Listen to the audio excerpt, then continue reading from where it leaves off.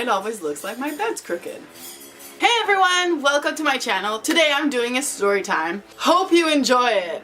So if you haven't watched my Friday the 13th video, definitely go check it out because this story is an after of that story. Meaning that it's in the same building, and this is pretty much the, I guess, after of what I say is like I finally got kicked out of there and I was really happy. So this is the story of how I got kicked out and what happened. So guys, if you haven't seen, once again, I will put it in the right there in one of the corners. You will get to be able to see it, so you can go see it. Press pause here, click there, go watch it, come back. So if you guys remember, I was saying in that story how I hated that building and how bad they were with me, how they were, you know, invading my privacy, and that story happened. And you know, it was going on for a while where I was really uncomfortable, where I wasn't happy, where they would knock on my door all the time, where I didn't feel like it was, I can't really say safe, but yeah, like I was literally in my bed or in my room and I was like, every time I would hear steps and I would hear knocking, I'm like, oh my god, they're gonna open the door. Oh my god, this is insane. This is crazy. So when I used to live there, I was all alone. I used to work at a bar, like I said, and I would work different hours, sometimes later than others, and I really liked that place. It was like a bar with pool tables with a restaurant. I really liked it. I made friends there and it was pretty awesome. I would take care of machines. Most of the time, my job would consist of taking care of 5 lottery machines and to bring them food and drinks and whatever they wanted, because you know, and I would sit around. Most of the time I would sit beside them because I would either read comic books. And this is funny because I used to live, like the building that I used to live was right beside the library, so I would go there, get some comic, and I would get, for example, The Cat and the Dog, which I don't remember what they're called, The Family, you know, with the babies and stuff. If I could put a picture, I'm gonna put the picture. I used to get like Garfield and a bunch of all those freaking comic books, and I would love watching that or reading that while I was working, or reading other books. And most of the time also I would make friends or talk to the clients, talk about them, how they are, and so on and so forth. And I would not be playing, but I would watch them play and we would talk, and I would be giving them their money and coffee and whatever they wanted, food if they wanted food, alcohol, or whatever. Sometimes I would take care of pool tables if they needed me. So I would never be at the bar or any of that stuff, but it was really cool. Like, it wasn't a busy place. It was a pretty big place, but it wasn't busy that much. And it was in a mall, and I know I used to go to this place. They had a theater and I would go there sometimes and watch a movie and then go work after, or the opposite, or go shopping and all that stuff. It was really cool. But then I had to go back to that freaking apartment, which drove me insane. Sometimes I'd have people over and they would witness those moments where the person would knock literally on my door and open the door. They would witness it. It was insane. And they were like, you know, the day comes that you have to go to court, I'd gladly go and say what's going on, you know, how they're treating you, how they are. So yeah, I hated, the couple was not nice to me. The couple was treating me like, almost as if I was like, I don't know, they would tell me who I'm allowed to see and who I'm not allowed to see. With like that story on Friday the 13th, they would, you know, knock on my door all the time, opening it, luckily for that chain, and asking me stuff. And I was always like, please, please, please don't be there. Please don't be there. You know, I was always like, please don't see me. I would put my hood on sometimes when it was cold and like walk and be like, please, please, please, please, please, you know, walk straight to my room. So the day comes where something really bad happens with my work. So it's really, really sad, and I hate it when I think of it. So I don't know exactly what happened, but I remember that my boss was like, I'm so sorry, but we need to close. I think it was something about Lottery Quebec, which is the company that takes care of all the lottery machines. They wanted them to close for 2 months or something like that. And it was like, you know, I'm sorry, we have to close for 2 months. I don't know the exact date when we're gonna start over again, but we'll keep in touch. You can have your job back when you come back, and blah, blah, blah, so on and so forth. When that happens, it was like, oh my god. It's like I'm not fired, but I don't have a job. And then, you know, with that rent that was a little high, I think it was like, it wasn't that bad, but it was still, you know, when you don't have a high paying job, because the place that I used to work didn't have that many customers. So for example, someone would win a ticket of, I don't know, they would win like, they would give me like between 25 cents to like a few dollars, like $10 sometimes, depending on how much their winnings were and if they would order coffee or food. So the tips were like this a lot. And since like I would only take care of 5 machines, and like people would, I don't know how to say it, but let's just say that it wasn't a high, it wasn't like the most, wow, my light just closed. Okay.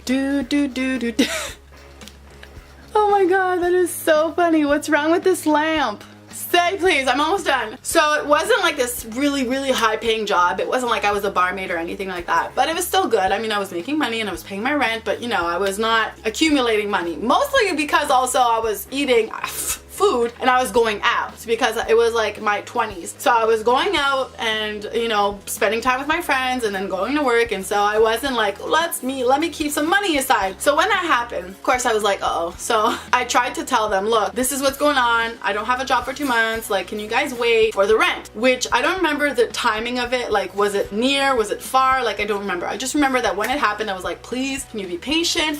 I don't have the money. I'm gonna have my job back, and you know, whatever happens. You know, they're like, yeah, sure, but they would say they would understand, but they would be so not understandable at the same time, because they would always knock on my door and open the door like almost every day or every week or every whatever, and they would ask me, and I was like, no, I don't have my job. I'm sorry. Like, I'm just checking and I'm trying. And you know, I was barely living. I had barely enough food to eat, and it was just so insane. Like, I was just like, it was so insane, that moment of like going to the dipper and being like, what can I eat? And like, I would buy a bit of food and be like, okay, so if I buy bread and let's say peanut butter, I could tough, you know, how many days with that and all that stuff. I think I might have, like, I don't remember if I tried something to get chômage or anything. Like, I don't remember what I did or what I didn't do. I wish I could remember all the details, but I guess I blur out some details sometimes just because, yeah. I wish I would have written it down. Like I was gonna write a book about my life and stuff like that, and I was like, oh, maybe I should just like try and remember the most details I can so I can write it down. Or I wish I would have written it down back then, because that would have been awesome to know all that stuff. But all I remember is like, finally, after, you know, a few months, it was still no luck with my job. And then like, I remember I was like, oh my god, like this is longer than it's supposed to be. Like, what the hell's going on? Like, I really feel like I'm not gonna have my, like, it's not gonna open. Like, I literally thought that that was the end of my job. And so after a few months, I got a letter saying, we're gonna bring you to court for the rent, of course. And it said if I didn't show up or if I didn't pay, that I was gonna get like kicked out. So I talked to my friend who was like, you know, I'm gonna talk to them, to the court, about what used to go on when you lived here. And I was like, good, that would be awesome. And then the day of, she was like, I'm sorry, I can't go. So I was like, well, I'm not gonna go for no reason. I'm not gonna go if I don't have anyone. I don't know, my mentality back then was like, screw it. Like, literally screw it. Because what am I gonna go say? Like, oh, she used to do that, she used to do that, I don't have a job, I don't know what to do. Like, who cares? I hated that place, and honestly, I would have rather been kicked out than having win like a month of like, or having to pay back later on. I was like, I'd rather get kicked out and paying nothing right now than staying another month and having 3 months due or whatever it was. I was just like, you know what? I'm not gonna go. So of course, I got a letter after that saying, you haven't showed up to court, you are kicked out. We're giving you, I think it was a few weeks or a month or whatever. So grabbed all my friends on the phone. I was like, guys, can you help me out? I have to leave this place and I have to leave Rocky, my squirrel. I'll put a video if you guys are intrigued by my squirrel video. So I grabbed all my friends that I could, and I was like, okay, can I bring my stuff at your place? Can I bring my stuff at your place? Like, can you guys help me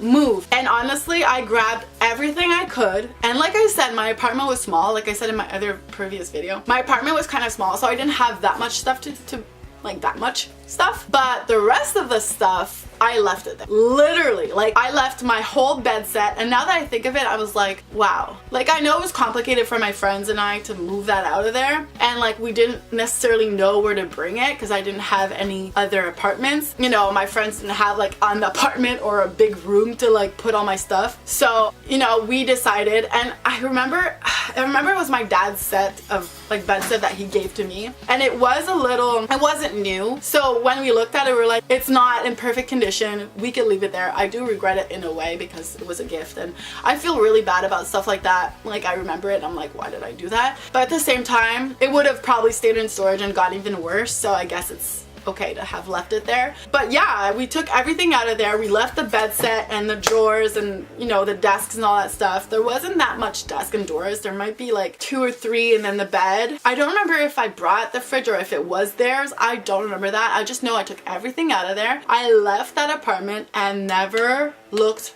back. And I was so happy.